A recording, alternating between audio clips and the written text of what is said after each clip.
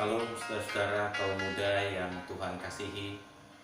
Di akhir pekan ini kita patut bersyukur kepada Tuhan karena kita sudah melewati berbagai aktivitas mulai dari hari Minggu, Senin, Selasa, Rabu, Kamis, Jumat hingga hari ini. Dan hari ini kita akan bersama-sama merefleksikan semua aktivitas kita itu dalam tuntunan dan terang firman Tuhan. Sebelumnya, mari saudara kaum muda yang Tuhan kasihi, kita berdoa. Tuhan, terima kasih jika di akhir pekan ini kami masih tetap merasakan kasih, pemeliharaan, serta penyertaan yang Tuhan limpahkan. Biarlah dengan kasih, penyertaan, dan pemeliharaan yang Tuhan limpahkan itu, kami dapat meresponnya dengan baik, dapat meresponnya dengan benar, seperti yang Tuhan kehendaki. Dan karena itu kami mau belajar dari firman Tuhan tentang apa yang harus menjadi respon kami atas semua kasih, pemeliharaan yang telah Tuhan nyatakan. Bersabdalah Tuhan kepada kami anak-anak muda, karena kami rindu mendengarkan. Amin.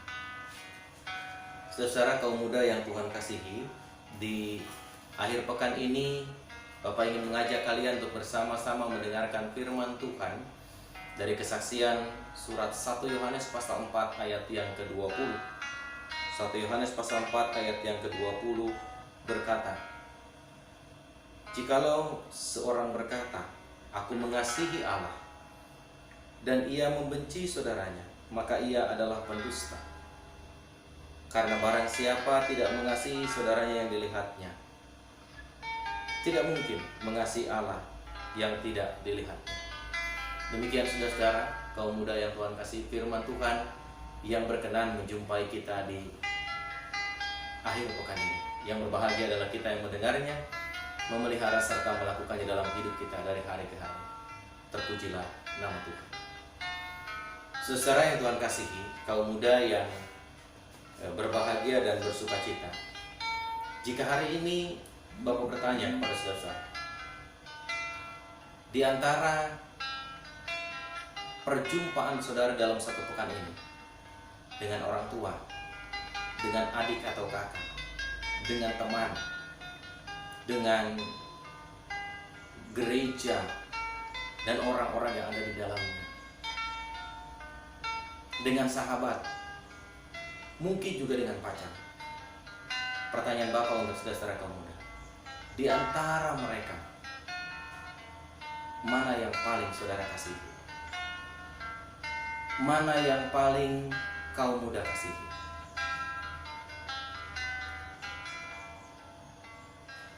Saudara yang Tuhan kasihi, pasti tidak mudah buat kita untuk menjawab. Ketika kita ditanya siapa dan mana yang paling kita kasihi, antara orang tua, adik atau kakak kita, teman kita, sahabat kita, bahkan ketika berjumpa di gereja dengan orang-orang yang ada di dalamnya, ketika diajukan pertanyaan, mana yang paling saudara kasihi, mana yang paling kita kasihi, mungkin tidak mudah bagi sebagian orang untuk menjawab. Nah, jika kemudian saudara-saudara yang Tuhan kasihi, kita tidak mudah untuk menjawab sebuah kenyataan yang real saja, untuk kita dapat mewujudkan kasih, untuk kita dapat mewujudkan peran kita. Bagaimana jika kemudian kondisi yang real itu bukan kondisi yang berpihak pada kita? Kondisi yang real itu bukan kondisi yang membuat kita merasa nyaman, bukan kondisi yang membuat kita merasa tenang, bukan kondisi yang membuat kita merasa sempurna dibandingkan orang lain. Tapi justru jika kondisi atau keadaan itu adalah keadaan sebaliknya, yang membuat kita memiliki kekurangan, keterbatasan, baik secara fisik ataupun secara pengetahuan, tapi di situ kita harus mewujudkan kasih. Mana yang akan kita kasihi? Ketika kita punya kekurangan secara fisik, Ketika kita punya kekurangan secara pengetahuan, mana yang akan menjadi wujud dan bentuk kasih kita? Atau mana yang akan menjadi tempat di mana kasih itu akan kita curahkan? Di orang tua, di saudara, baik kakak atau adik, di teman, di sahabat, di lingkungan gereja, di lingkungan masyarakat. Bapak percaya kita akan semakin sulit untuk menjawab. Ketika kita tidak sempurna secara fisik, mungkin akan membuat kita jangankan mengasihi orang lain, jangankan mencurahkan perhatian dan kasih pada sesama.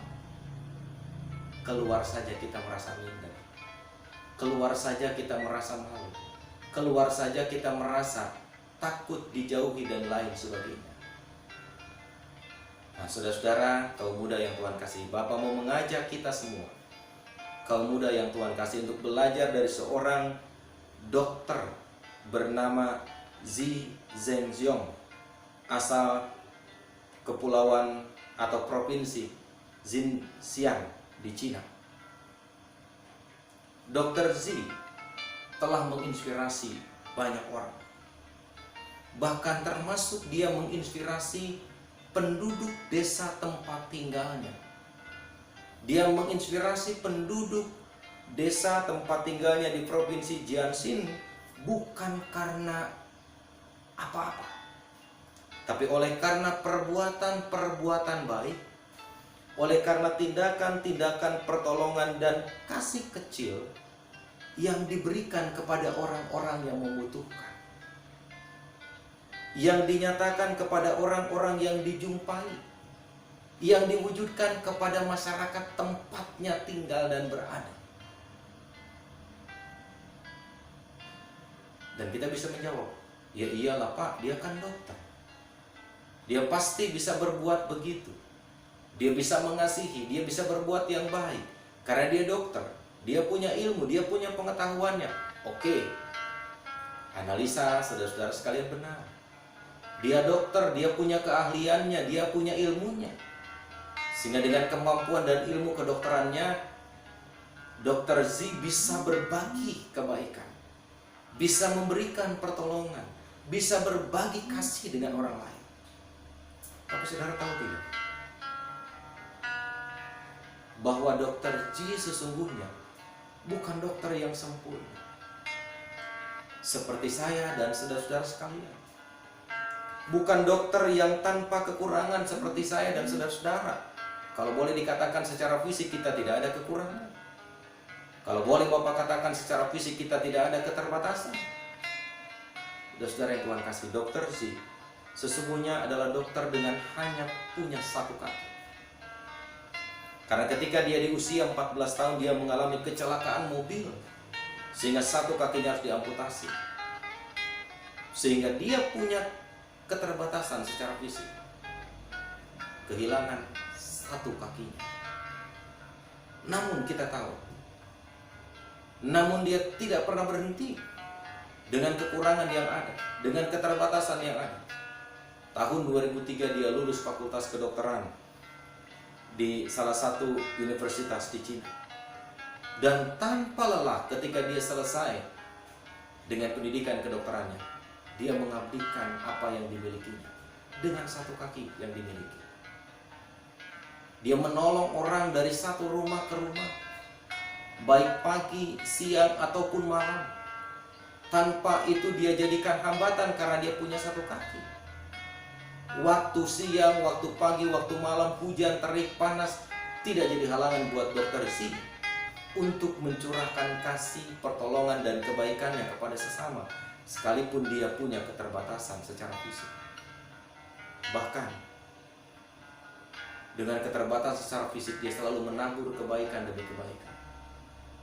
Ketika orang yang ditolongnya sama sekali tidak punya biaya, tidak punya uang, tidak punya harta benda, Dr. Z tidak pernah memasang tali. Dr. Z tidak pernah minta dibayar. Dia mencintai masyarakatnya, dia mengasihi masyarakatnya, dia mengasihi warga desanya. dengan apa yang dia bisa, dengan apa yang dia bisa wujudkan. Pertanyaan Bapak untuk saudara-saudara sekalian kaum muda, dengan apa saudara mencintai gereja? Dengan apa saudara kaum muda mengasihi gereja? Ketika gereja punya kesempatan yang cukup untuk saudara mengekspresikan diri, di mana saudara-saudara kaum muda berada? Bukankah saudara-saudara seharusnya seperti Dr. Z? Ketika masyarakatnya miskin, masyarakatnya membutuhkan pertolongan, masyarakatnya sakit, Z yang lulus fakultas kedokteran tidak tetap tinggal di kota. Dia pulang ke desa, menolong warga desanya, memberikan hidupnya bermanfaat buat orang lain, memberikan hidupnya berarti buat warganya.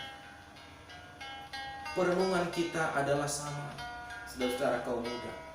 Di mana saudara-saudara selaku pemuda, selaku pemudi, ketika gereja membutuhkan saudara, ketika masyarakat membutuhkan saudara, di mana saudara ada?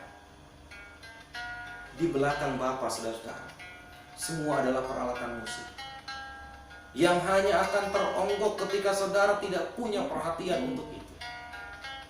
Ketika saudara tidak punya sense of crisis, maka saudara hanya akan membiarkan semua itu adalah onggokan-onggokan barang-barang yang mungkin tidak akan disentuh. Tapi hari ini Bapak mengajak kita, bahkan Bapak belajar dari Dr. Z yang punya keterbatasan secara fisik. Dia mau berbagi untuk orang lain. Dia mau mencurahkan kasih, dia mau mencurahkan perhatiannya, dia mau mencurahkan cintanya untuk menyehatkan warga desanya. Gereja membutuhkan tangan saudara-saudara kaum muda. Gereja membutuhkan kaki saudara-saudara. Gereja membutuhkan pemikiran saudara-saudara. Bangkitlah dan jangan berdiam diri. Berikanlah yang terbaik buat Tuhan melalui gerejanya. Berikanlah yang terbaik buat Tuhan melalui saudara-saudara kita yang membutuhkan dukungan doa, membutuhkan perhatian. Dunia tempat kita tinggal, tempat Bapak dan saudara-saudara kaum muda tinggal, adalah dunia yang justru menanti karya terbaik kita. Dunia tempat Bapak tinggal dan dunia tempat kita tinggal, saudara-saudara, adalah dunia yang menanti ukiran tangan dari karya-karya indah kita. Oleh karena itu, saudara-saudara, Dr. Z menjadi sebuah inspirasi buat kita. Dia mau mengabdikan hidupnya untuk masyarakat. Maka demikian pula dengan kita. Jangan saudara-saudara katakan, saya mengasihi Allah, saya mencintai Allah dengan sepenuh hati, tetapi saudara-saudara tidak berbuat apa-apa buat Allah. Tapi saudara tidak pernah punya konsen untuk memperhatikan Allah, membutuhkan perhatian dan pertolongan dari saudara-saudara. Allah hadir tidak secara fisik seperti saya, seperti orang tua kita, seperti teman kita. Tapi Allah hadir dalam ruang-ruang yang Tuhan percayakan kepada kita di semua aspek hidup ini. Anak-anak muda, milikilah sense of crisis. Milikilah kepekaan untuk kita bisa melakukan yang baik selagi kita masih punya kesempatan di masa muda. Kita bisa menjadi anak-anak muda yang terlambat untuk berkarya jika kita hanya membiarkan diri kita terhanyut oleh suasana, terhanyut oleh kenyataan. Jangan pernah berharap dunia tempat kita tinggal akan menanti kita. Kalau kita sudah hanyut, kita bisa jadi orang-orang muda yang ditinggalkan.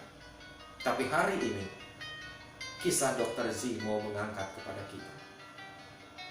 Bangkitlah anak-anak muda. Lakukanlah yang terbaik bukan hanya untuk diri kita, tetapi untuk keluarga kita, untuk bangsa kita, untuk gereja kita, dan terlebih untuk kemuliaan nama Tuhan. Jangan biarkan semua yang ada di belakang Bapa teronggok tanpa tersentuh. Manfaatkanlah itu untuk mewujudkan kemuliaan nama Tuhan menjadi nyata.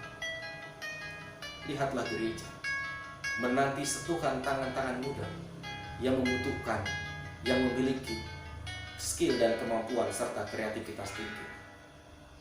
Jangan takut dengan kekurangan, karena kekurangan tidak akan pernah membuat kita berada untuk berjalan mundur.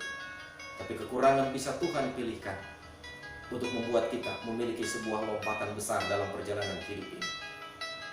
Tuhan memberkati kita untuk terus berkarya demi kemuliaan namanya sebagai bentuk wujud kasih kita kepada Dia. Amin.